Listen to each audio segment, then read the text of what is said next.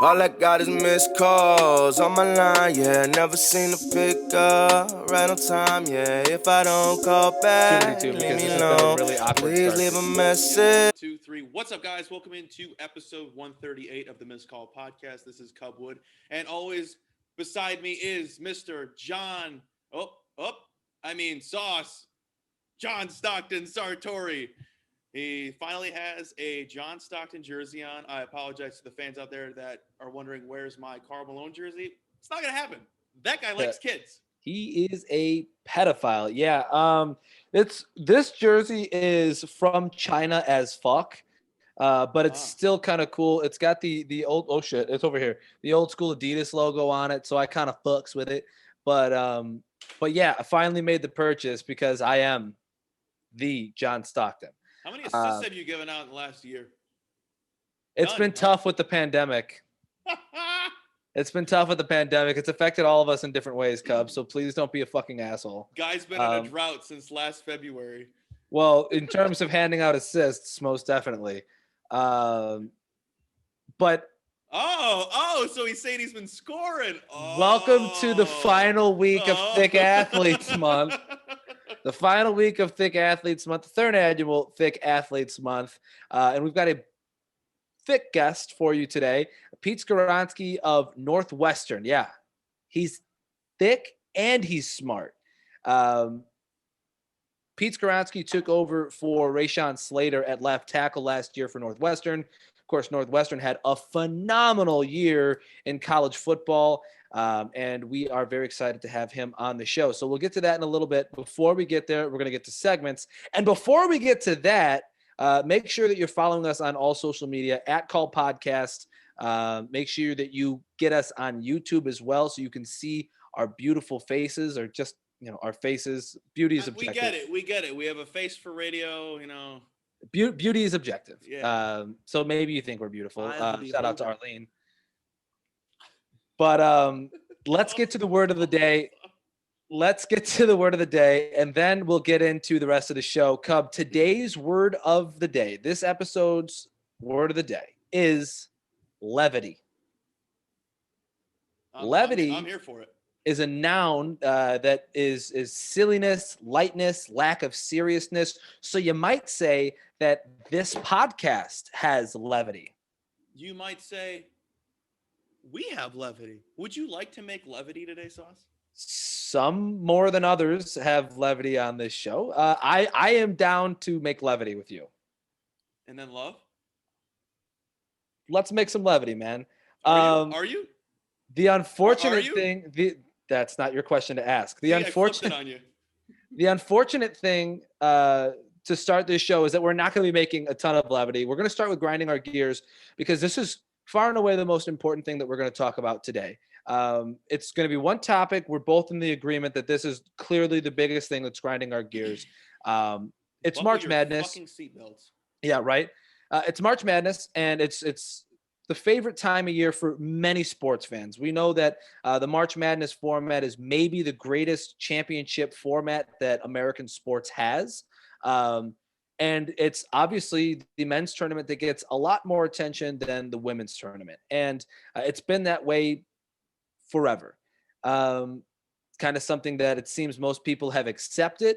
But now I think that the lack of attention, the lack of love for women's basketball at the collegiate level has now leaked into the NCAA as well, an organization that is supposed to be nonprofit and designed at giving its athletes the best experience it possibly can, has in so many ways completely disrespected everything that the women's basketball programs of Division I, Division II, and Division III, which they didn't even have a tournament for, stand for.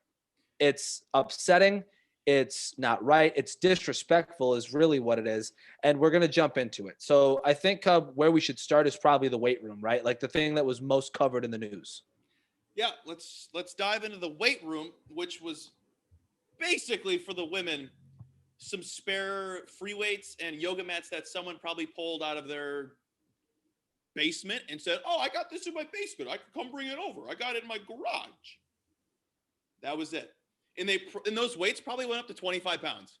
It was a pyramid of dumbbells that ranged from 5 to 30 pounds. My parents' community gym has more weights than that. Yeah. My dad. Now, I don't mean to jump ahead. No, I won't do that. I won't do that. I won't. That'll mess up the format. You see, I'm saving the day by my dumbness. Anywho, now I posted about it as soon as it came out. I saw it on Instagram. I'm like, I'm gonna tweet about it so people can see it. And someone tried to tell me that it was fake. Yeah. The person who took the photo works for Stanford. Is Stanford not in the tournament this year? Oh, they are. They're in the tournament. Why would they have any other motive? And you said this yesterday, but it's sad that people are so quick to be like, that's fake. No way that's what it is. Instead of just thinking, oh, this is completely reasonable that the NCAA could completely disrespect women's sports, just to draw the juxtaposition, and then I'll let you continue. Obviously, we know that the women had the pyramid of dumbbells and the stack of yoga mats. The men on the other side, if you haven't seen this yet, the men had a sprawling conference center filled with squat racks, with free weights, with benches, with anything that you could possibly want as a college had LA athlete. Fitness to their just LA Fitness Express is what they had. Yes. To their I can't think of the word right now. At their disposal. They had that at their disposal. That's the word I was thinking of. But going back on someone saying it's fake, like I thought about this yesterday. When has any women sport league, women athlete ever posted about something that was fraudulent or like it was to get clicks? I've never seen that. I've never seen someone post something where I would think, oh, that's women athlete, women league. That's probably fraud. That's probably fraudulent. Because they're so professional. They have to be so professional because they get discriminated against on every little thing they do. Like, oh, they're complaining about not having enough weights. Well, they're JV. Yeah. You ever heard of Title IX? Yeah. Title IX is a big thing that I'm shocked that this doesn't or didn't cross any of the lines with Title IX, right? Like you look at the spending alone, like that's the type of stuff that Title IX is designed to do. $1 billion. Yeah. And you can't sit and tell me that, $500 million is perfectly allocated to both men's and women's sports. It's not. They don't even have the same logo. They have no logo for March Madness. They don't even use that term. I swear I read that they're not allowed to use that term. That's interesting. I don't know that for certain, so I can't say yes or no. Don't fact check me on that. I swear I saw something related to it. You should fact check you on that just to make sure that you're right. But I think outside of that, there was also the situation that unfolded at the same time that was juxtaposing the men's like swag packs, if you will, like all the cool stuff that they got versus what the women got. And that was like the men got branded items that said March Madness, Indianapolis, and they got, toiletries and other things in there, other goodies too. I think there was a book in there and there was a bunch of stuff from the NCAA that was branded and that was useful. And then you got to see what the women got, and none of their stuff said March Madness. None of their stuff included the logo for the Final Four in San Antonio. None of their stuff had any of that. It was like a shirt, a sweat towel, and some other miscellaneous things that just said women's basketball on the front, and then a bunch of toiletries. They got peanuts, whereas the men's teams got amenities. Steak. Right. So what I found puzzling was how they both got puzzles. The men's was like 500 pieces. The women's was 150. Like I didn't notice that, but that's interesting. Zoomed in. It's puzzling, Sauce. It's very puzzling. Wordplay. Very puzzling. And then you move on to the last portion of it, which is just as troubling as the previous two things that we brought up. The lifeless food. And that's the meals. Like you look at what the men's teams were getting. It was like filet mignon. You had some steamed broccoli. Like you had good stuff to eat. And then you throw next to that a picture of what the women were getting to eat, and it was like Salisbury steak and TV dinners. They were getting kid cuisine meals. No joke, kid cuisine meals. No, not even trying to be a smartass. They got kid cuisine meals. And I sent those pictures to my dad. My dad played JUCO ball and other ball. I don't remember. And he goes, I got treated better in JUCO ball than they're getting treated, and they're Division I athletes playing in the biggest event of their sport. They had the most lifeless. They didn't even get real eggs. If you really look at those eggs they got, it's like styrofoam looking. Yeah, they got like from a hospital cafeteria style eggs. That's eggs what they got. Never came from an actual shell. Oh no, they came from a carton. They whipped. I don't even know that they whipped it. I think they just shook the carton and it was like, all right, we're ready to go. Yeah. And then of course you can look at like the juxtaposition between the D2 stadiums and all of the disparities there. But here's the point that I want to make, Cub, because we've talked to plenty of women in sports on this podcast, and I think we do a pretty decent job of providing a platform for people who don't necessarily get an opportunity to say the things that they would normally get to say if they were a man in the same sport, right? One of the things that I think I've discertained from those conversations is that while 50-50 would be optimal, like that's what you shoot for in professional sports and in college sports too, is like equal treatment, equal spending, etc. I don't think that you'll find many women in sports out there who are actively going to say, we need it right now. I think that they deserve it. I think that they think they deserve it, but I don't think that you'll find a woman in sports right now that's like, they're shocked by it. I don't think you'll find a woman in sports right now that I think women in sports just want respect, right? They just want to be respected. They want to be valued as athletes. Like think about the storylines from any NCAA game or any game in general. And like the way that a broadcaster is like, this could possibly be the last time that so-and-so takes the court as a whatever, right? And they think about, all of the hard work and determination put into these athletes throughout their entire life, et cetera, et cetera. The same thing happens for women. Think about any athlete, with man. Like you less opportunities to go pro. Right. You start at like 7, 8 years old, sometimes younger. You play your whole life to get good enough to hopefully get a scholarship and go D1. And now, I'm a D1 athlete, but it doesn't matter because nobody wants to be an ally, watch the sports. Nobody wants to cover it equally. Nobody wants to spend the same money. I think at the very base of it all, I think women in sports just want to be respected. And what the NCAA was so blatantly disrespectful. It was a smack in the face.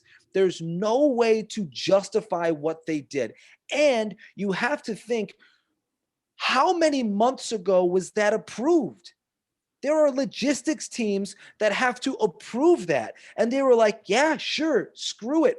We'll just do one pyramid of dumbbells and a stack of yoga mats, and that'll be it. Did you see what they said about that? Did you see what they said? How does that pass anybody? How does that get through any group of people? I didn't see what they said. Enlighten me. They said they didn't have the room for it. And then I think it was Sedona Prince. Sedona Prince goes, what do you mean? And shows the same exact lookalike building that the men had for their weight room. She goes, here's the weights. And it was in this sad little corner. And then they showed empty, like gymnasium-esque, ballroom-esque room. Like if you said something, it echoed. It points out such a known problem. It just goes to show you how much the NCAA gives a shit about women. They don't. And no matter what they say, that little sorry, blah, blah, blah, blah, blah, it's come to our attention, blah, blah, blah, blah. Just say you fucked up. Just man up and say you fucked up. Because I think you're right. And what I know, the women athletes don't care about the free shit, the swag bags. That's for the least of their worries. Give them a good meal. Give them somewhere to work out. And also air their games on ESPN 1 and not ESPN 2 and ESPN ESPNU. Yeah. Also, with the logo, The logo that they have in the middle of the court is the most lifeless thing I've ever seen in my life. Whoever designed that shouldn't have a job. And I don't see what the big deal is making the women's and men's the logo the same and just attaching women's on it and then changing the location. I don't see that being a big deal. Now, someone else could say something else, but you know what I mean? Give them this, at least give them some life logo that has life. I'm trying to say, give them something with life. Like you gave them food. It was freaking fake food. And then all they had to do is check their Instagram stories or their Snapchats to see like their male counterparts who are possibly in the tournament as well. And they're over there eating buffets. Right. Of good food. Of legit real food. It ain't that crap that Trump gave those students. I just want to reiterate my point is that, and maybe bring some clarification to it, is that I don't think that these college athletes that we're hearing from, these women basketball players, I don't think that they expected it to be exactly like what the men got. They're not naive. They're not stupid. They understand the disparity between the two. But I think that they expect it to be respected. And they weren't. They were actively disrespected. And the NCAA was like, oops. Now, the situation with the weight room has been justified. I think local Dick's Sporting Goods provided equipment for that, which is awesome. And Sedona Prince did give us an update and said, hey, guys, look, we got a weight room, which is such a victory. But it's a victory that should have never had to have been had. It should have just been. Like, it should have just been there already. It is infuriating that people in the NCAA and in other organizations as well can be so absent-minded and be so blissfully unaware or blissfully negligent, either way, that they're spending more time in men's sports. They're spending more money on men's sports, and they're actively showing to them men's sports matter more. It's a problem. And also shout out to Sedona Prince for going off today. Oregon beat number 3 Georgia to move on to the Sweet 16. They did, and I think Northwestern beat the brakes off of Louisville as well. Yeah, Louisville was number 1. I'm pretty sure. They may have been. I don't know off the dome, but Louisville was really good all year with Dana Evans, and they got taken out by Northwestern, bro. That's crazy. But also, before we get too far, I wanted to make a comment about this. This isn't grinding my gears. This is something for listeners that are thinking about, or they only know women's college basketball because of Paige Beckers. Someone made a really good point on Twitter yesterday. Obviously, we know Paige Beckers gets the most coverage in women's college basketball because of who she is, and she's a phenomenal basketball player, yada, yada, yada, which all credit deserved, well deserved. But you can't cover one athlete and expect there to be more eyes on that sport when there's so many other athletes out there. Like Caitlin Clark from Iowa, she arguably could be better than Paige Beckers. She is a bucket and a half, and she does not get as little as she doesn't get as much coverage as Paige. And I didn't know who she was before today. Does that Big Ten player of the year, and she's a freshman just like Paige. And they face off this Saturday, which is going to be the best thing I'm going to see. That and Loyola playing on Saturday. Sure.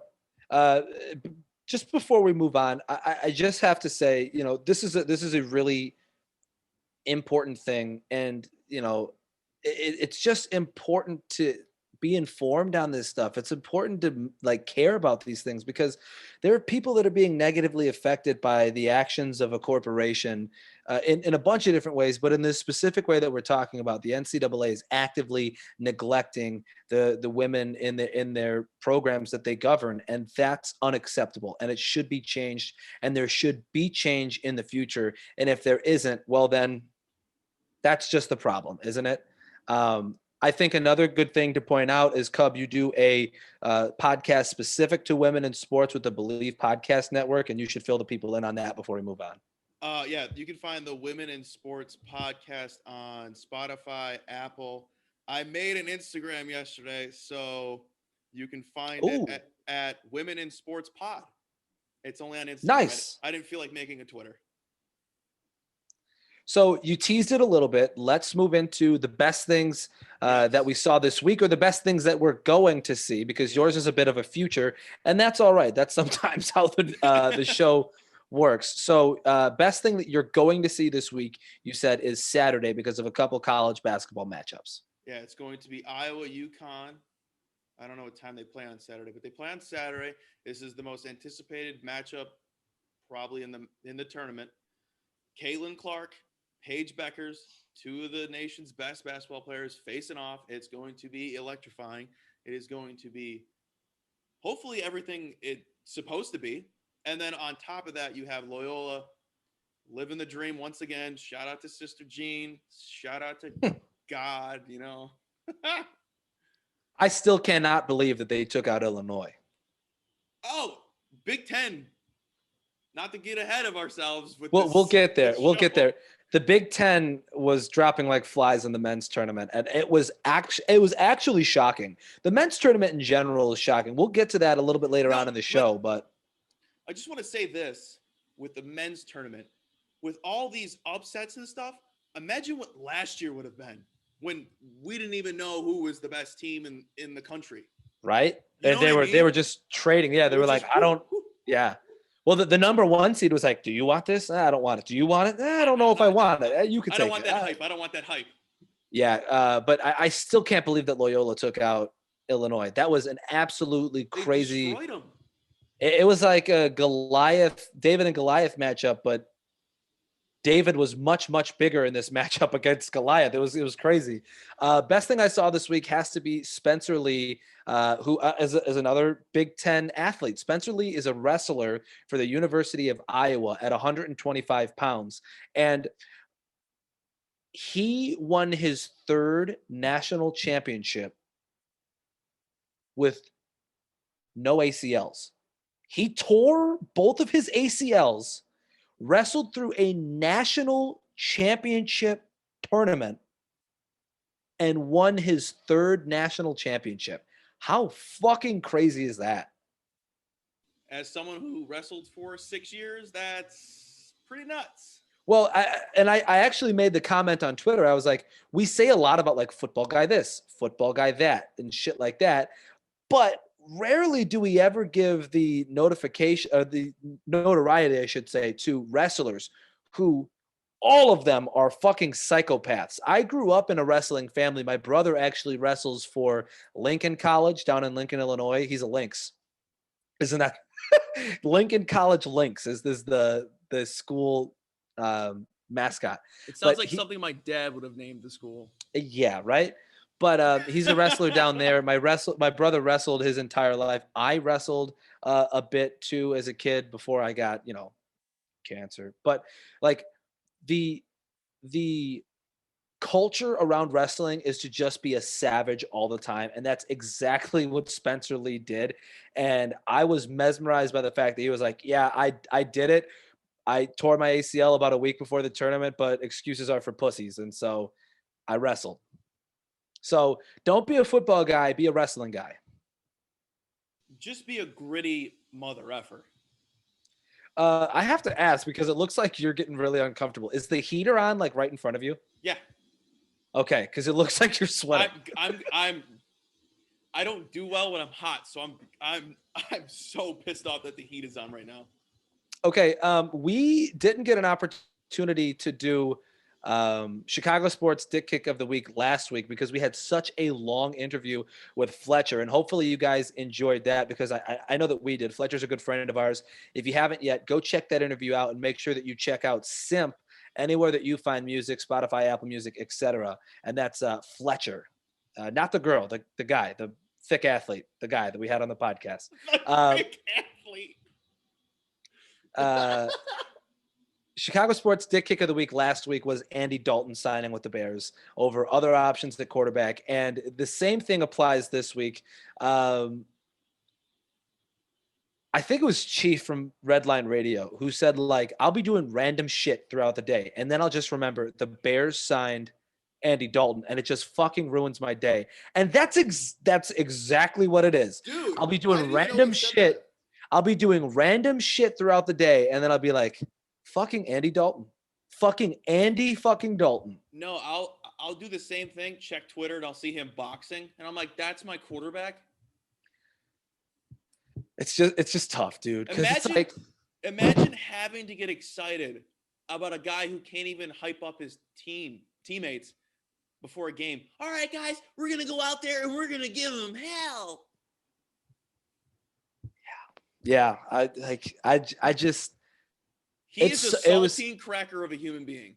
it was just so Bears of the Bears to do this, especially after teasing us with Russ for so long. And they're still doing it. Like, there's still reports in the media right now that are like, hey, it's not over yet. We could still get Russell Wilson. I have a verbal meme for us. Okay. Kombucha girl. Russell Kombucha Wilson. girl. Russell Wilson. Oh, Andy I get what you're Dalton. saying. Andy Dalton. Yeah, for this verbal meme, you have to see the YouTube video, which I'm not sure if that makes it a verbal meme at all. But I posted it on our Instagram. well, then go make sure you check that out at Call Podcast on Instagram, because otherwise you won't be able to access this verbal meme without the fucking meme itself. That's not a verbal meme at all. Yes, it is. What the hell you mean it's not a verbal meme? I can't see your facial expressions if I'm just listening to the audio.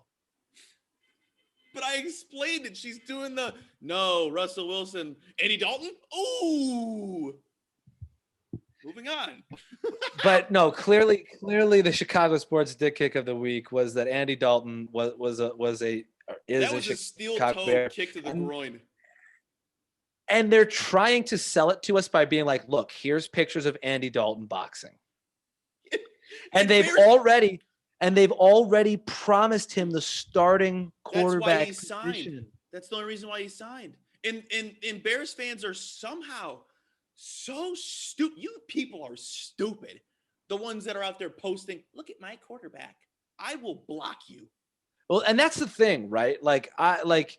There are so many Bears fans out there that are just willing to blindly give trust and faith to this Bears organization, when in reality, you don't have to. You don't have to continue to give this fucking franchise money. You don't have to continue to line the pockets of fucking George McCaskey and Virginia McCaskey's old ass. You don't have to do it, right? Because here's what happens. This is a team, and I think I've said this before on this podcast. This is a team that is owned by a family whose only source of income is the fucking team. They don't have other money coming in, right? And so when shit gets rough and tight, they can't pull money from another organization that they're a part of and bring it into the Bears. Or when shit gets close to being a championship caliber team, they can't go reach out from another caliber. That's right. They can't go reach out to another organization and pull that money in. They just can't. It's not possible. So the only way to enact change with the Bears is to fucking stop supporting them. It's okay. Take 2 or 3 years off. Go root for the fucking Oakland Raiders. Go do something like that and make and stop buying fucking tickets. Stop going to the goddamn games, because what's happening is you're continuing to give them money. You're continuing to make them feel like they can continue to put out 7 and 9 or 9 and 7 teams, 8 and 18, 7 and 9 teams. You gotta stop, because they're going to continue to do it. They've been doing it forever. It's never been different. Even in 85, it was just like, we got lucky. In 06, we got lucky. They put out the same product every year, and you fucking buy it every time. Boycott the goddamn Bears, make them sell the goddamn team, and then maybe there'll be change in the way that the Chicago Bears operate. I just want to say to any Bears fan out there that I see wearing an Andy Dalton jersey. Sorry, was that too close? It was a little loud. If you're wearing if you decide to buy an Andy Dalton jersey, Sauce, what's our new phrase on this podcast? Fuck off. No, it's get fucked. That's right. This is for you. Dude. Get fucked. Like it. Okay. But can you imagine? Can you imagine purchasing an Andy Dalton jersey and being But that's proud? that's the exact thing that I'm telling you about, Cub, is like that's the blind faith and the blind trust that people have in the Bears. You got to let it go. You got to let it go. But we also have to go on to the next segment, which is random thought. And yes. random thought is about fries. So I thought about this while I was making Arby's fries for dinner. Okay. When was the last time you saw the smiley face fries? It's been a minute. I don't even think I've seen him in the store. They're usually where like Jewel has, or your local grocery store, depending on where you are listening to us. They usually are Piggly Wiggly. They're usually by like the rotisserie chicken, the chicken tenders, the wings, and by the deli. But I haven't seen them in a good 10 years. This is a sign that the world is becoming depressed. There's not even any more smiley fries. Those fries are low-key underrated. And they're a little bit too much. Pissing me off. They're a little bit too much potato for me, but I could see where somebody would like it. It's not that I love them. I like them, but like I haven't had them in a while, so I kind of want a smiley fry, you know? So you just want it for nostalgia's sake? Yeah, it's like you like fucking millennial. It's like having what's the little, are those called hugs? The little barrel containers of like purple, green. Yeah. Yep. Hug. The juice. Yeah. The little hugs. Yep. That and bug juice. Did you ever have bug juice from the gas station? You know, I have with the little character as the sucky part. No, I'm talking about like the stuff that you scoop out of the little container to clean your windshield with, the bug juice. On to the next segment, thoughts and prayers. Cub, we're recording on the 24th. This is a Wednesday, and today is the 20th anniversary of Randy Johnson killing a fucking bird. I was going to use that, and I'm like, no, it's lame. And I'm used it. Yeah, no, I don't think it's lame at all. It's literally part of the lore of baseball. It's part of it's literally one of the stories that will tell people forever. Is like, yeah, Randy Johnson was a badass motherfucker. He was 6'7". He was called the big unit. He was 6'10". 6'10". He was He was 6'10", and he killed a fucking bird with a baseball. Nobody's ever done that before. On accident. He's my favorite pitcher of all time. Like, I'm obsessed with Randy Johnson. And then when I found out that Willow Johnson, his daughter, was playing in AU volleyball, I'm like, oh, that's awesome. So thoughts and prayers for that bird, which has been dead for 20 years. But Randy Johnson, 20 years ago today, did one of the most amazing things in all of baseball history. Thoughts and prayers. It's a sad day in missed call history, Sauce. What happened? Today marks... Is it over? The end of Tinder bios. Yeah, at least for now, we're going to shelf Tinder bios. Just want to let the ladies out there know, mostly just to let you guys know that I deleted my Tinder today. I full on deleted it. The account does no longer exist. It's not like I deleted the app or be like, oh, you should probably delete the app. You can go back. No, I deleted the whole thing. So there is a way that we could continue to do Tinder bios, but it would require some collaboration. It would require that our listeners start to participate a little bit. And that's the only way that Tinder bios stick around. You got to send them to us at Call Podcast on Twitter and Instagram. You can always DM us Tinder bios, and we'll put them on the show. And we'll have Cub pick a girl or a guy or a they, and we'll put it in the blender and we'll mix it up and we'll see what happens. That's the only way that Tinder bios comes back, because, you know, for Cub's mental health and for, you know, the sake of his humanity, he had to delete it. And now we're in a world post Tinder bios where I don't know what's going to happen. I might never put on this headset again. And there's a long drive by Castellanos. Deep to left field, and now the Reds lead 4-0. Speaking of that, someone should have made that little graphic that NCAA made, that apology letter, and it should have been like cut out. And oh my God, that would be great. It should have just said that, because like everything they said in the apology was complete bull. That's hilarious. Maybe we can do that. Before we expound, get Greg on it. Get Greg on it. Before we expound too far into our elaborate details of what we're going to do to be Twitter famous. Let's move on to the next segment, Struggle Bus. This is what we alluded to earlier when we were talking about Big Ten teams in the men's tournament. Let's get into that because they were dropping like flies. I'm pretty sure the only teams that are left in the tournament from the Big Ten is Rutgers and Michigan. And if I'm wrong, I think didn't Rutgers get bounced? Let me check.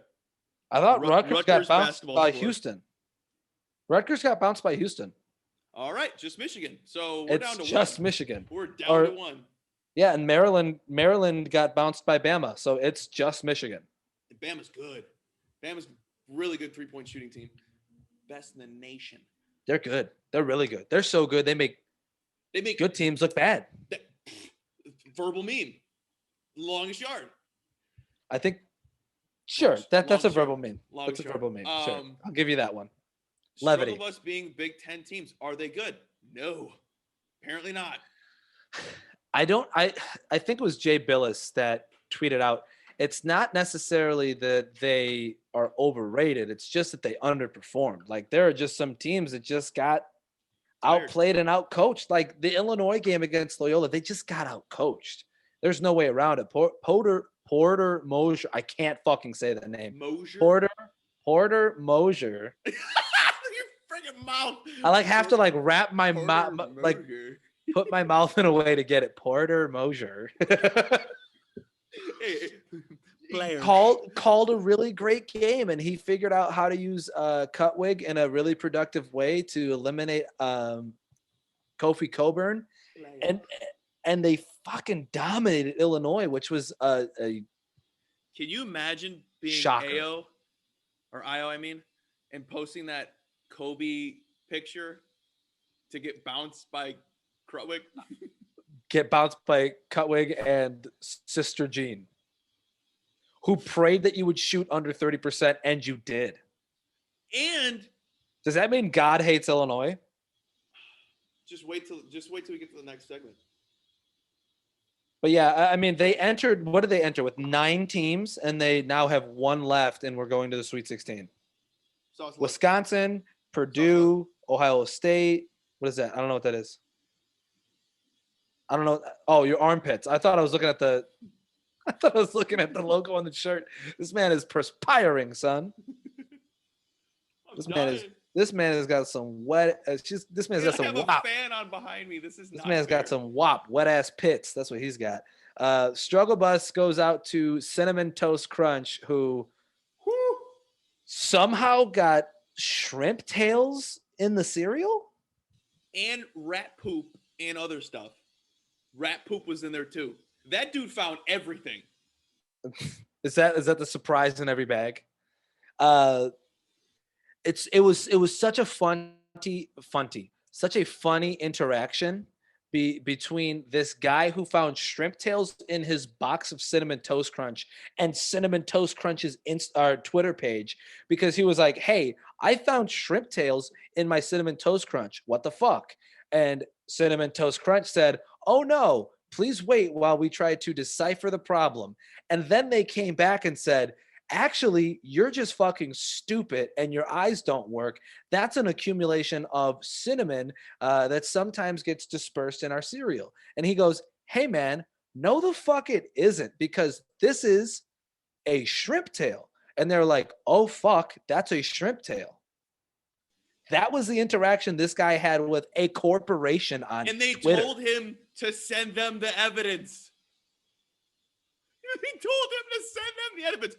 No, you're going to get sued. Yeah, that would be a way to get out of it, right? Like if you don't have the evidence anymore, you can't they would destroy the evidence if he sent it back. You're not sending the evidence back. That's so stupid. Like just dumb. So Struggle Bus goes to fucking Cinnamon Toast Crunch. I looked up where their factory is. Albuquerque, New Mexico. There ain't no shrimp near Albuquerque, New Mexico. CTC. Ooh. No, there is not. No, there's not. That shrimp came from somewhere. Thoughts and prayers. Yeah. Imagine if he ate those. He had rat crap in there too, so he better go to the hospital. This man's going to turn into a new superhero. Do you know who that guy is? Do you know who that guy is? I forgot his name, but he's a rapper. Like Eminem dissed him. He's married to Topanga. That's Topanga's husband. Yeah. Oh, that makes a lot more sense. I saw a tweet and somebody was like, it was like a picture of a grandma and like a middle-aged person helping grandma into bed. And it was like a quote that was like, grandma said, yeah, Topanga's husband found shrimp tails covered in cinnamon in his cinnamon toast crunch. And the grandma was like, the middle-aged woman was like, that's enough, grandma, time for bed. Right? Like she had fucking dementia or Alzheimer's or some shit. That's funny as fuck. Okay, let's wrap up the segments. Fake taxi. Go ahead, Cub. Come on, we all know who it is. She's back. God's favorite nun. Sister And she's Jean. fucking harder than ever. That woman. She's 101, right? 101. Yeah. Yeah, she's up there. That woman. First of all, I want to say she's a fraud because she said that Loyola wasn't going to. That Loyola wasn't her team in the tournament. That's fraudulent. A woman of faith had no faith. Voodoo. Also, but she's back. She prayed that Illinois, like you said, would shoot 30%, blah, blah, blah, blah, blah. That woman is on a tear. I don't know what it is, but please come work for the Biscall podcast and give us some of that juju.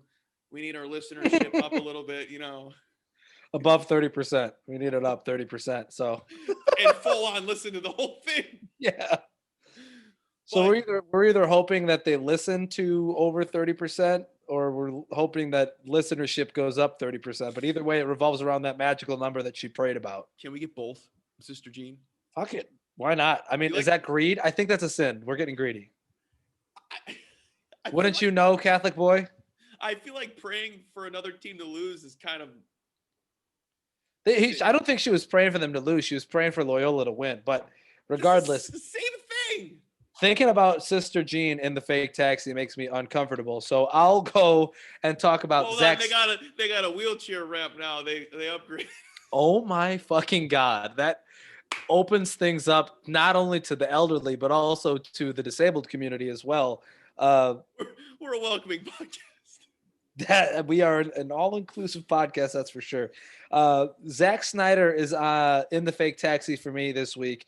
He released the Snyder Cut last week, and if you're unfamiliar with that, stick with me, Cub. I know superhero talk, it's really boring for you, but Zack Snyder was originally tasked with putting together the OG Justice League movie, right?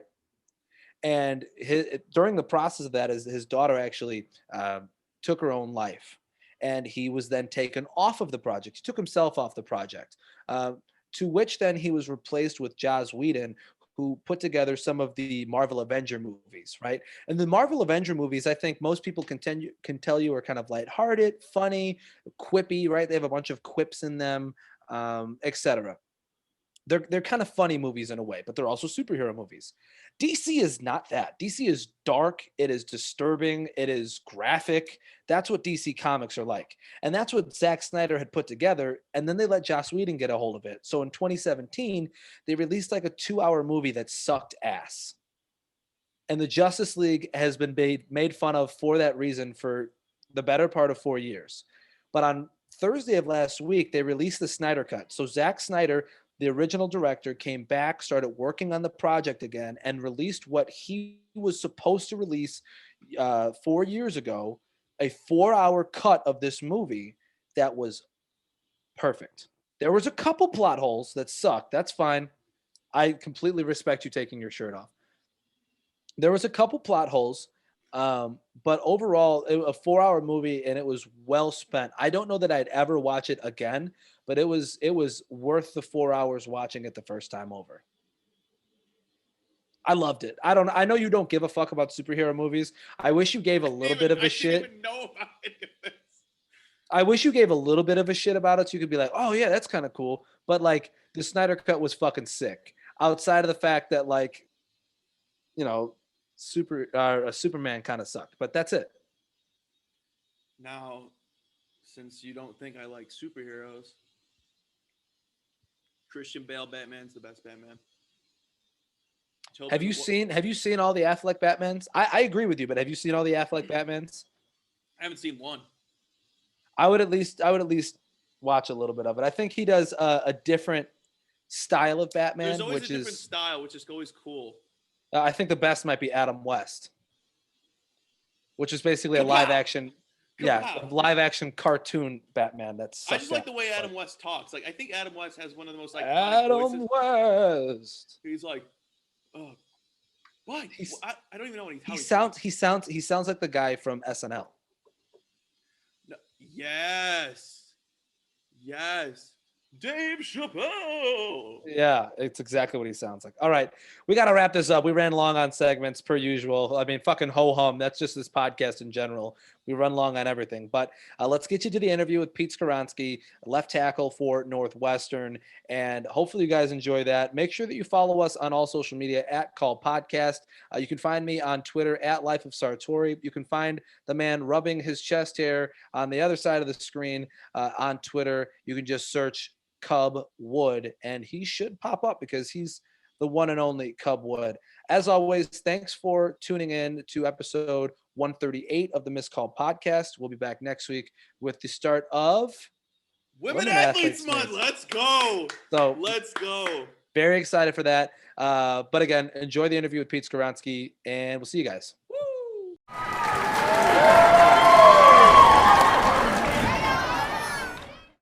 And now welcoming on Peter Skoronski from Northwestern. Peter, thank you so much for stopping by. Yeah, thanks for having me, guys. 100%. We should also note a freshman All-American and Big Ten All-Second team as well.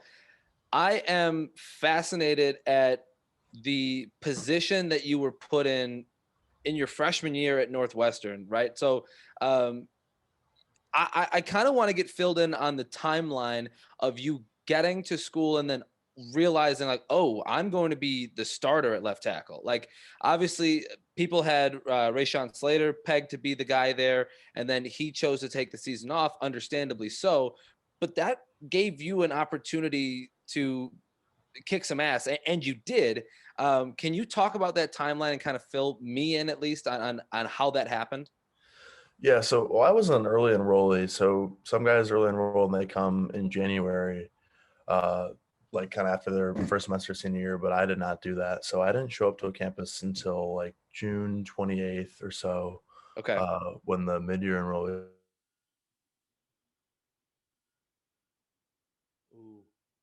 Uh-oh. For like 2 days, and they shut down the season. So we stopped, camp ended. And I wasn't supposed to be the starter or anything. I wasn't expected to be, because Rashawn was still there. He's going to be a top 10 pick. He's one of the best linemen in college football. So he was going to be left tackle. And then the season got canceled. We kind of just went back to workouts. Rashawn opted out. And then, so the season, they announced that they're bringing it back. I was actually in quarantine when that happened. So I was like sitting in my basement at home when they announced the season was coming back. And we didn't start padded practices until about October 1st. Damn. And so then I was getting reps with the first team. I was moving around a little bit. So I started like right tackle, then I went to like right guard, and then towards the end of like just like our camp segment before we started preparing for our first game, I went to left tackle, and then like my offensive line coach was like, okay, yeah, I'm just going to keep you there. And at first I was like, I don't want to do this, because I felt like I was doing a lot better at guard. And I was like, I don't think I could handle this. Like, this is kind of way more difficult, and I think I kind of stuck here. But he was like, no, I think you're good here. I think you're going to be fine. And it worked out. That's where I stayed for the rest of the season. But it was definitely a lot to take in. I didn't really have a lot of preparation going in, especially getting reps at left tackle, but it worked out all right. And, my left guard was a fifth-year senior, so he had a lot of experience, and that really helped me going in, just because he definitely knew what he was doing, and I really didn't know what I was doing at all. But it was definitely nice to have him. That's so fascinating that you were like, I guess I'll just play left tackle. Like, okay, we'll try it. And then you just go out there and you kick ass. Yeah, you gave up 2 sacks, so you did pretty damn good. Yeah, there was definitely some growing pains, I would say. Like, okay, there's a lot, like, for any college offensive line, there's a lot of like technique and stuff, because everyone's been catching balls and throwing footballs like since they were 10, but like no one really teaches you how to play offensive line until at least high school, or even really not really even in high school. So when you get to college, there's a lot of technique and stuff that you have to learn, and a lot of different just like blocks and different technique stuff they had to learn. And I didn't really have time to learn any of that. I mean, I learned some of it, but so I was kind of thrown into the fire a little bit in that sense. But I survived, I guess. Have you learned to appreciate left tackle now? Well, yeah, I had played it in high school, so I was familiar with the position, but it's a much different in college, as I'm sure you can imagine. Yeah. Everyone's much better, and the game just moves 10 times faster. So I was comfortable with the position, just like not within our offense or like at the college level at that time. So I definitely appreciate a lot more just knowing what goes into it at this level. You came out of Maine South as an interior lineman, right? Well, see, that's the thing. Like, so these recruiting people had me as like like a center. I've never played center in my life. Right. And well, and you had like high marks as a center, like the 4th nationally ranked center. Never played center in my life. That's so funny. How can they do that? Basically, basically, if you're not that tall, like if you're not like 6'6" or something like that, they kind of think you're like an interior guy, which I guess I could be. But basically, if you can play left tackle, or if you like, I mean, Rashawn Slater, he's 6'4". Like he's not that. I mean, he's around my height, but he's going to be a top 10 pick at tackle. So these recruiting people think that if you're not as tall, but you'll play inside, which isn't always the case in my mind. And I don't think that being tall makes you a tackle. So you never did you in high school, you never played interior, or did you play interior? No, I only played left tackle in high school. That's hilarious. 0 snaps at center, but top recruit. Yes, which is it just goes to show you how much these recruiting services people don't know about football. I mean, they're just really just guessing in a lot of ways, I think. But well, it's interesting that you bring that up, because I was I did an interview the other day with one of the baseball players here at North Central College, and on Perfect Game, which is similar to 24/7. They had him ranked as the 9th best first base prospect in the state of Illinois. And I told that to him, and he was like, what?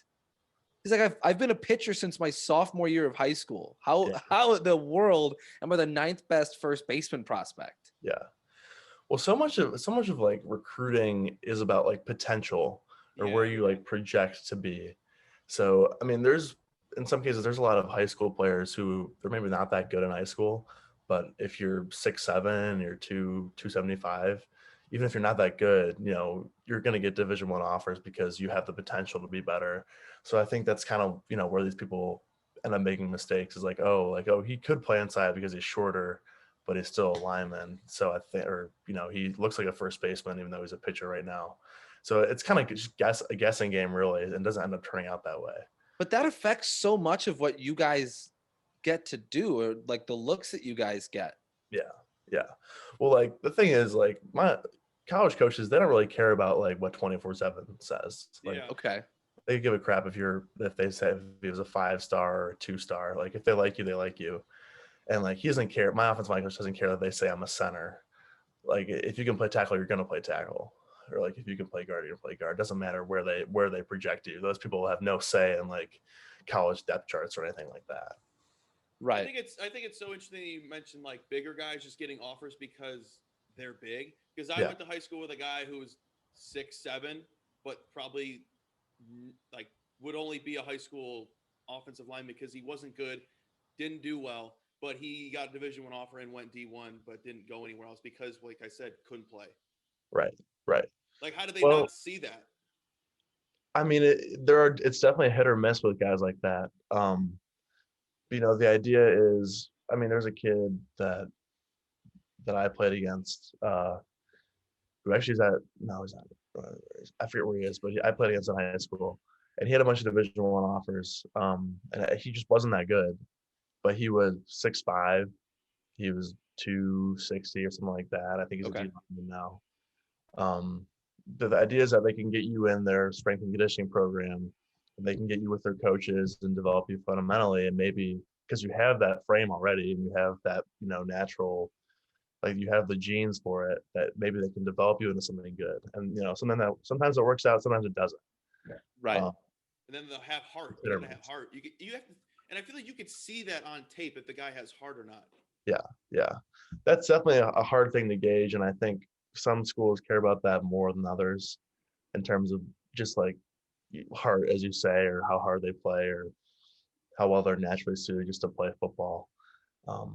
That's very difficult to gauge in recruiting, I think, and some schools find that out too late, maybe. So I think one question anyway that a lot of people ask college players that get to the next level is, what was your welcome to the league moment? Well, I think the jump from high school to college can be overwhelming as well, especially with you being a true freshman and getting all the starts for Northwestern last year.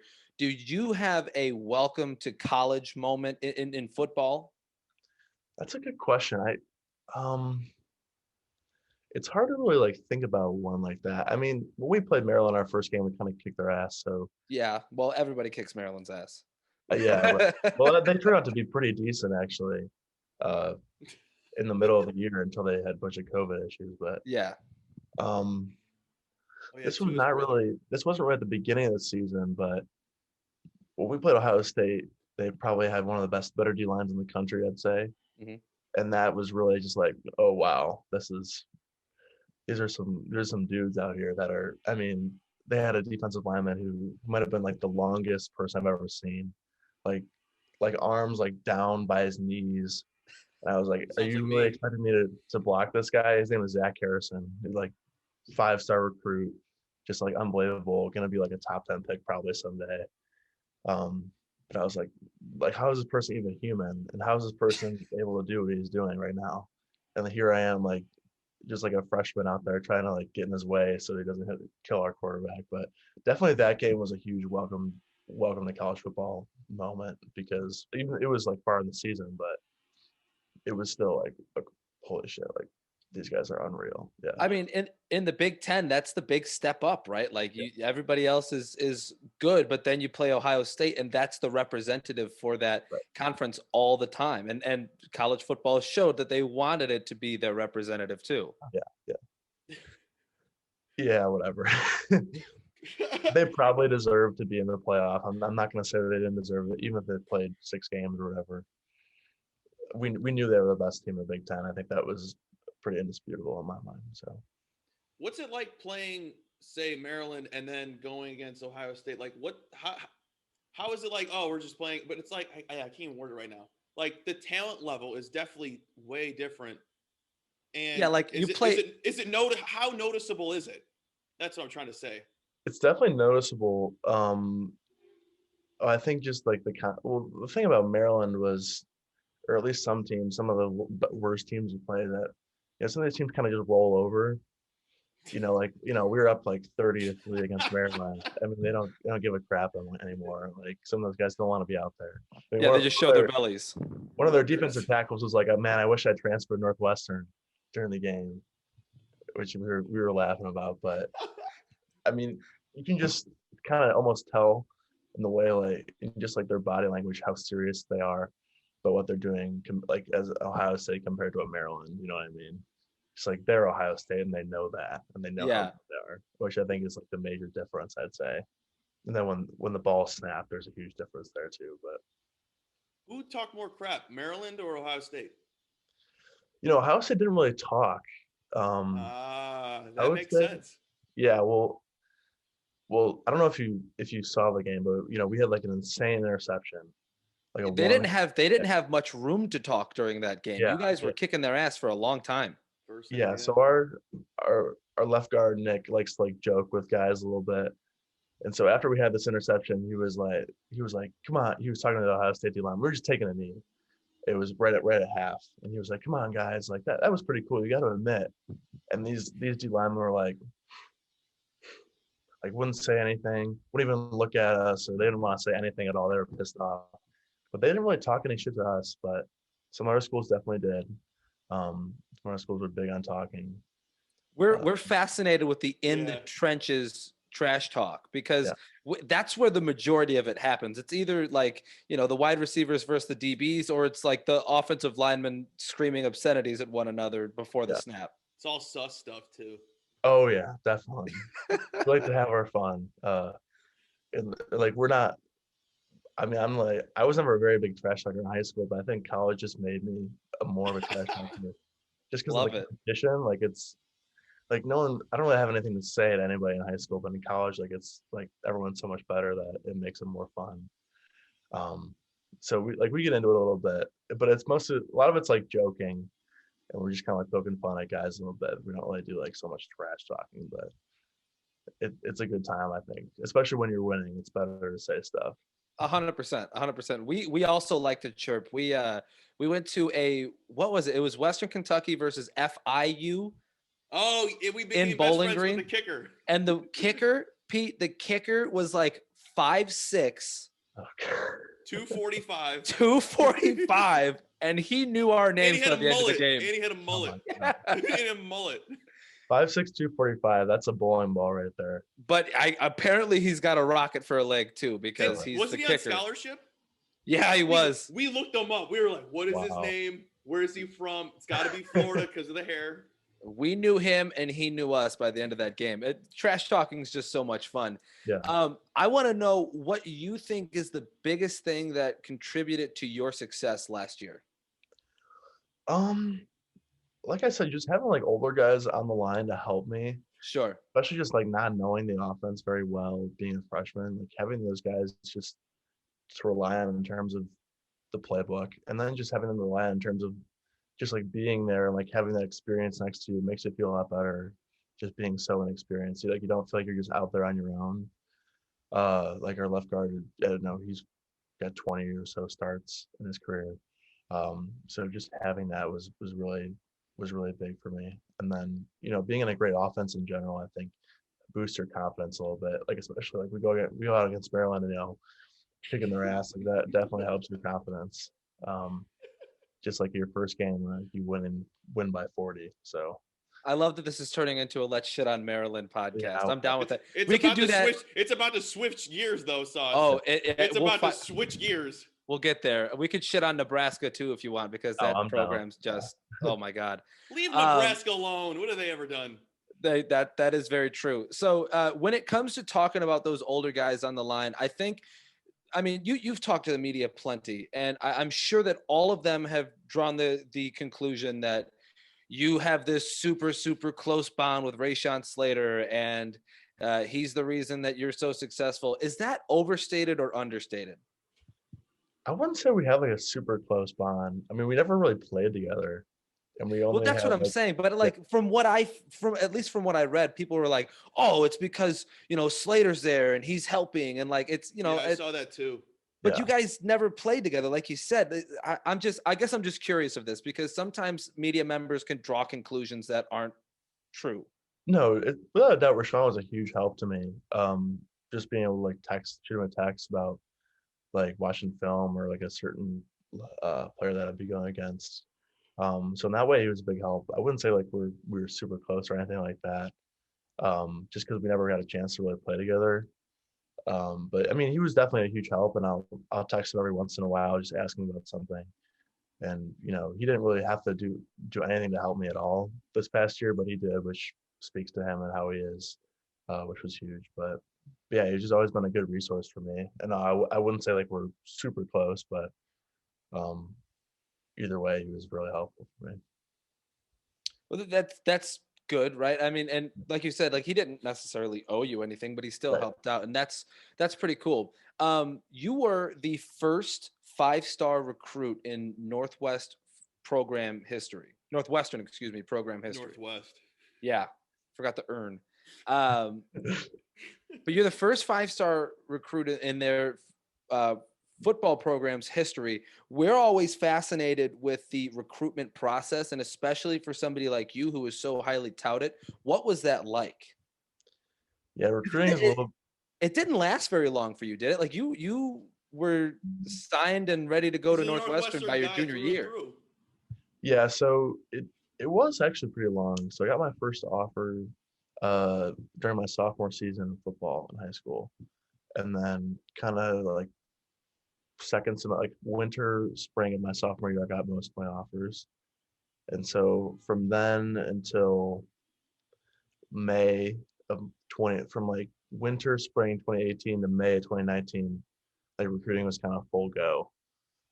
Just in terms of like doing visits and getting texts from coaches, and which sucks, by the way. Like, you think it's so cool to get all these texts from coaches, and then they don't stop texting you, and it's all this generic stuff, and you're like, please leave me alone, I don't Yeah. care.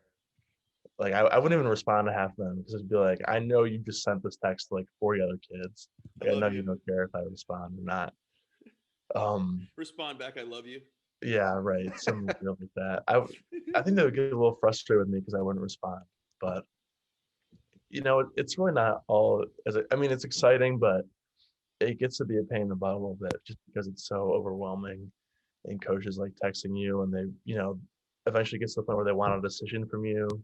And I had one coach who would always like give me this big speech, and then he would like leave this pause for me to like say, I want to commit. I'm not going to commit. Like, I'm not. He'd be like, so what do you think about that? Like, expecting me to be like, yeah, I want to come here. And I didn't, which was funny, but also really annoying, and it really bothered me. But I was really happy to have it done with, and get it over with, which is nice. The weird thing with recruiting and like the coaches, it's mind games with teenagers. Yeah. Like, people don't really think about it that much.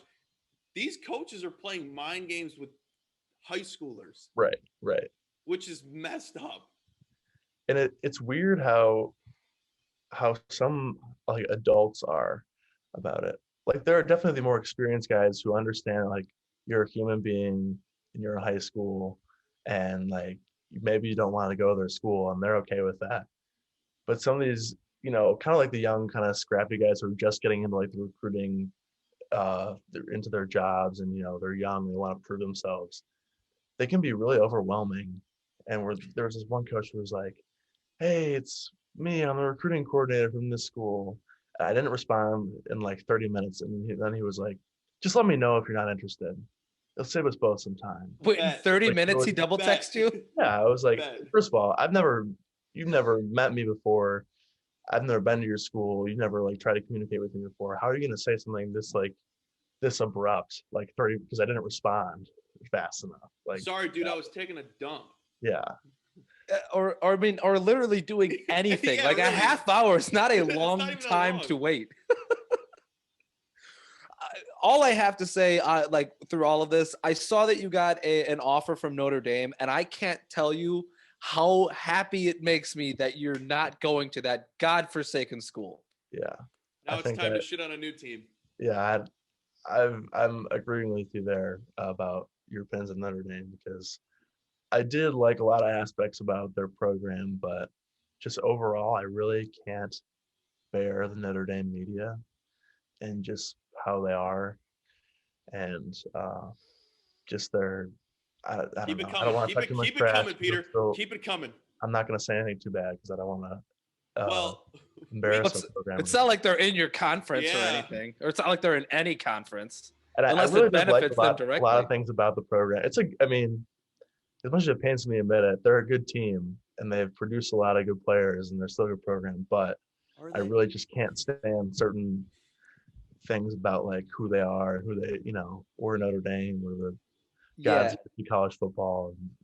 That's where it starts, right? Is like the fandom, where God's gift to college football, that kind of God's stuff. team. But God's team, God's gift to college football too. I think that one fits. But it's just I've never liked them. I'm gonna have a hard time getting my thoughts together now, because I'm gonna try to explain the entirety of my hate for that goddamn football program. It's easy. We consider them the white privilege of college sports.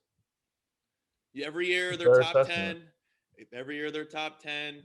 They do well, quotations, well, and they get higher in the ranks, and then they get blown out when it matters. They make up a bowl game for them. Yeah. They can't compete with Alabama or some of these. No, they never can. Teams. Or nobody really can, to be honest, except for maybe Ohio State and Clemson. But I do think Kelly's treated a little bit unfairly. I mean, people really get on him, but they've been pretty good with him there. They're I mean, good, compared but to they're the not past. great. Yeah. Is the thing.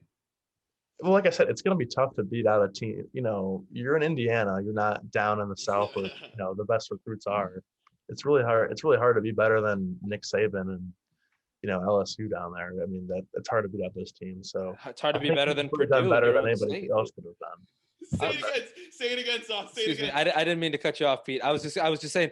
I think it's hard to be better than Purdue in your own state. You know what I mean? Like you're gonna sit there and be the second best football, maybe even the third best football Indiana. program, because Indiana was great last year too. It's hard. It's hard when you're trying to compete with Bama and Clemson and big schools like that, and you can't even get past.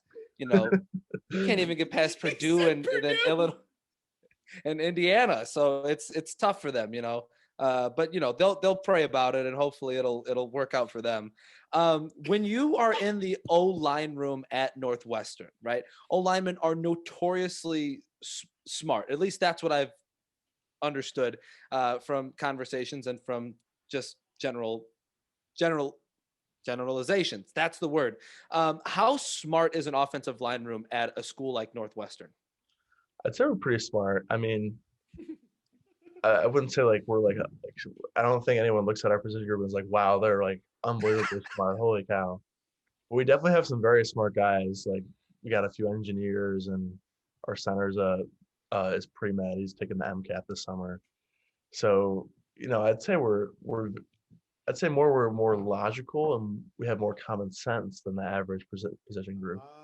I don't know if you want to say intelligence, but I'd say we're very high in the common sense department. The gray room. In the gray room. Yeah. Not a black and white room. It's a gray room. That would make sense then. We'll say more commonsensical than other position groups. We won't name those position groups. We won't. Yeah. Kickers. No. That's not a position group. Definitely not the defensive backs. Okay. The other thing I wanted to bring up is that you lettered 3 times in basketball in high school. Now, if you make it to the NFL, are you prepared for Chris Collinsworth? Here's a guy. Ooh. Are you prepared for that? I don't know about that. I was not a very good basketball player. I was your typical offensive lineman playing basketball where I would go in and I would play defense and I'd get fouls and get rebounds and then I'd go out. I think when I played varsity basketball, my stat line on the season was 28 points and 27 fouls. Almost a 1-to-1 ratio. That's electric. So yeah, I was not very good. I was not allowed to shoot outside of 2 feet, except for the free throw line. So I was a scrapper, but I still played. But that's awesome, the 1-to-1 ratio. But I just be prepared because the tape. If you guys end up pulling the broadcast too, you're just going to hear a bunch of Al. Here's a guy who played basketball in high school. He's a big guy. He's got the footwork. That's exactly what you're going to hear. He catches a pass for a big man touchdown. He sits in slow-mo. Here's a guy. He's got the jump. He's got the hands. He's like, look at him go up there and get that rebound. Unbelievable stuff, Al. Oh, Lord. That's exactly what's going to happen. 100%. We'll see. I hope he doesn't highlight my high school basketball career too much. It wasn't too illustrious. So. Here's a foul. Here's another foul. Yeah. So, Peter, your grandfather played for the Packers, and as soon as I saw that, my initial thought was they have to have some man cave that is full of Packer stuff. Is that right? Not really. At our basement, it does have like some pictures of him, combined with like pictures of my dad and myself playing football. I wouldn't really call it a man cave. I don't, we don't really have anything like that. Just a few like pictures and stuff. But unfortunately, you got to have like some cool artifacts though, right? Like shoulder pads. Is there a Super Bowl ring? Was your grandpa on a Super Bowl team? Yeah, he's got. There are. So he's passed, but my uncles and my dad have some of the Super Bowl rings. So actually, he was kind of he worked this is when they had jobs in the off season because they didn't get paid that much. So he worked for Jostens which sold the Packers their first Super Bowl rings. So he like was kind of like the representative for that because he worked for the ring company. So we sold them the first rings. And so we have Super Bowl 1 and 2. That's And cool. yeah, It's and the cool. 3 championships before that. I'm only laughing because you imagine like, here's the rings I won you. Yeah, right. I think he might have helped design it. I don't know for That's sure. cool. But yeah. But I haven't seen them in a while, but he does have them. They're pretty cool. A lot smaller than today's Super Bowl rings, but Definitely not as gaudy. yeah. They're a little too much nowadays, but they're still cool. I gotta ask, since you're at Northwestern and I live in Chicago, and this is the most annoying thing I have to hear. Do you consider Northwestern a Chicago school? It's in Evanston. I mean, I wouldn't say we're in Chicago, but I do think in a lot of ways we are Chicago's Big Ten team. I don't say we're in Chicago, but I think we are Chicago's Big Ten team. I mean, we're the closest and we're the best, at least in football. And nobody likes Illinois. Yeah, right. True. That's our big rival. So I wouldn't say we're a Chicago school, but we're Chicago's Big Ten team. That's what I would say. We represent Chicago, but we're not a Chicago school. That's fair. I can accept that because what other football teams in Chicago? Robert Morris. Right. That's about it. So what's your favorite Chicago restaurant? Deep dish. I'm not a deep dish guy. Sorry, sauce. So there is this place that my parents are kind of part owners of. It's called Peace Pizza. Portnoy did a pizza review about it a couple weeks ago. Did he? Yeah, he did actually. What do you That's give pretty it? cool. I feel he gave it. It was somewhere in the low sevens, I think. Well, it's New Haven style, which he I said think about I've seen this pizza. one. Yeah, he said it's not nothing near New Haven, but it's so good. It wasn't That's probably crisp one of our enough. It was floppy. Yeah, something like that. But he still liked it, I think. Yeah, he did. That's probably one of my favorite spots in Chicago. I'm trying to think of anywhere else. I don't know. There's this place called Honey Butter Fried Chicken. I don't know if you've ever been there. It's on the north side. It's exactly what it sounds like. It's fried chicken, but they put this like honey butter on it. It's really good. It's probably terrible for you, but it's still very good. Fuck it. Who cares? I'm going this weekend. Yeah. Honey butter. It's a little expensive though, actually. Don't care. Stimmy just hit, son. Care. Don't Stimmy hit. Stimmy hit. It's definitely worth going. I wrote it down. Good, Cub. I will definitely go somewhere and then Uber Eats it since you guys are far from me. Does your strength and conditioning coach polo still fit? Yeah, Coach Spanos. He does wear those mediums a little bit. But I mean, he's generally a jacked dude. Like it's not just the shirt. No, he is jacked. But Yeah. Get him a XL or something. Yeah, he likes wearing the tight clothes. He's rarely got sleeves on, I would say, but he's actually a Maine South grad like myself. But yeah, he's a good dude. I mean, the juice he has is real. It's not just what you see on like SportsCenter or on TV. He's always like that. That's just strength coach in general. They're all nuts. Well, if you text him, he only texts in all caps.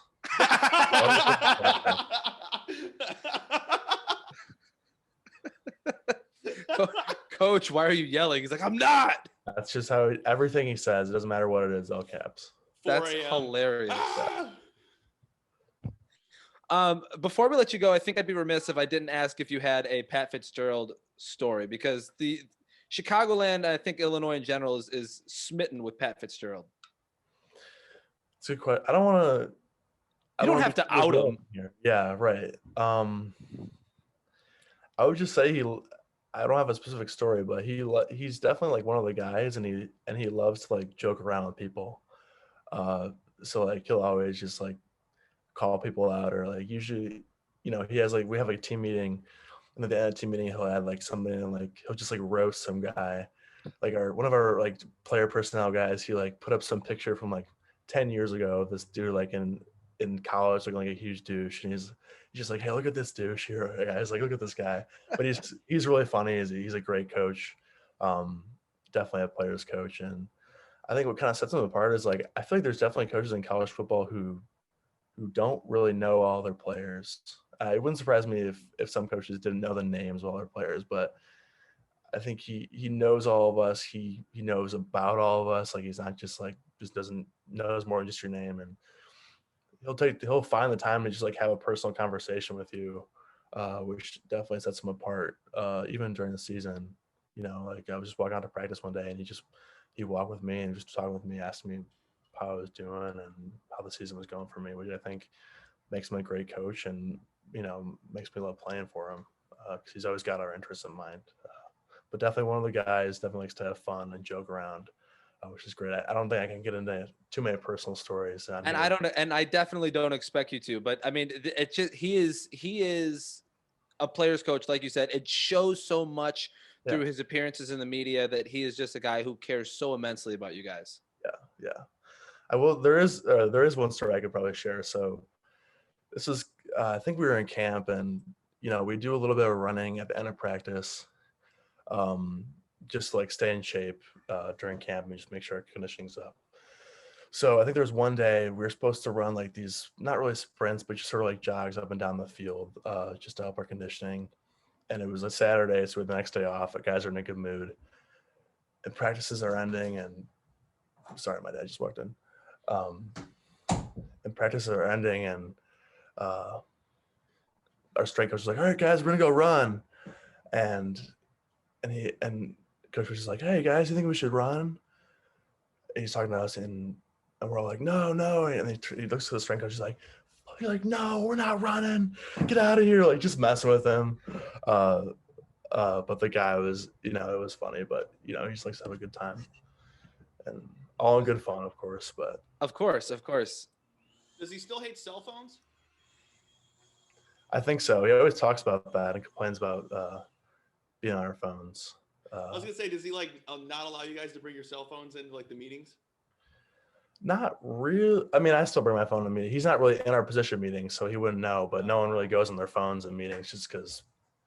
Duh. Yeah, right. All right, so we're gonna wrap things up, but before we do that, we told you it's Thick Athletes Month, and that means something around here. We have a society, a collection of thick athletes, and we'd like to give you an invite, but you have to give us something first, and that is a commandment to our thick laws. Right now, you're a big guy, 6'4". I would assume it's off season. You're probably up over 300 pounds at the moment. Do you have any laws to life about being a bigger guy? Oh man. Well, I don't know if you've ever sat in one of those plastic beach chairs that kind of lean back a little bit. I have. I say you can't sit in those because I've broken about 20 of them in my life. I love that. That is such a unique one. Yeah. That is a different one. Just the feeling of sitting down and just hearing the crack. You're like, oh God, gotta get up. Especially if you have the ADD aspect too, you start rocking back and you're like, oh, this is fun, and then conk and you're gone. Right. That's a big no-no. And then I can't think of anything else. I don't know. I would just say like I used to be a big swim shirt guy back in the day because I was so big, but I always like people who wear swim shirts just because I know I've been there. And I try not to hate on those people, but that's definitely one thing I try to do just because I was one of those kids. So like the white t-shirt or like the actual swim shirts? No, like the actual swim shirt. Like the O'Neill branded swim shirts. Yeah. That's fucking awesome, man. All right. Pete Skoronski, we would like to extend then an invitation to the Thick Athlete Society. If you join, not only do you join the likes of many other thick-statured athletes, Kendall Lamb, so many great guys, but you also get the ability to have us as your firing squad on Twitter, right? So if ever anybody comes at you in any way, shape, or form on any form of social media, you tell us and we come after them for you. That's the Thick Athlete Society promise. Yeah, I appreciate that. That's something I've always wanted to have in my corner. So not that I tweet very often anyways, but so can we say that you're a new member? I accept the invitation. I'm glad to be a part of it. What a way to end Thick Athletes Month. Pete, thanks so much for stopping by, man. We Thanks for having me. appreciate it. Of course, and hopefully we'll have you on again soon. We most likely won't talk to you before the start of football season. So good luck this next season with Northwestern. We'll be cheering for you every Saturday. Sounds great. Appreciate it, guys. See you, Pete. See ya. All I got is missed calls on my line, yeah. Never seen a pick up right on time, yeah. If I don't call back, leave me